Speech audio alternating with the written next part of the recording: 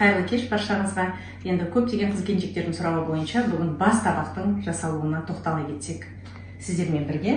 Енді әр өңірде әртүрлі болғанмен біз Ақтөбе облысы өзіме Шалқар ауданынан бізде міндетті түрде қараңыздар.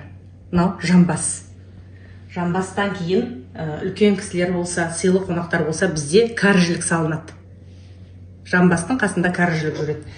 Енді жалпы табақтың жасалуын көрсетіп жатырмын. Негізі қабырғаларды бөліп, табақтың санына қарай бөлініп салынады. Мен енді міне қабырғаны салам. Сүбе болса, сүбені де қасына салсаңыз болады. Содан кейін бел омыртқаны да бөліп салсаңыз болады.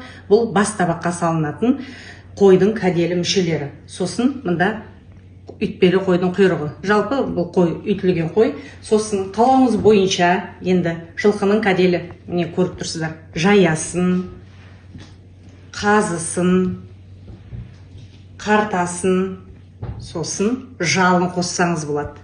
Я болмаса жал мен құйрықтың екеуін біреуін қоссаңыз да болады. Бұл қонағыңыздың санына қарай жалпы қолыңызда жылқының еті болса қосуыңызға болады.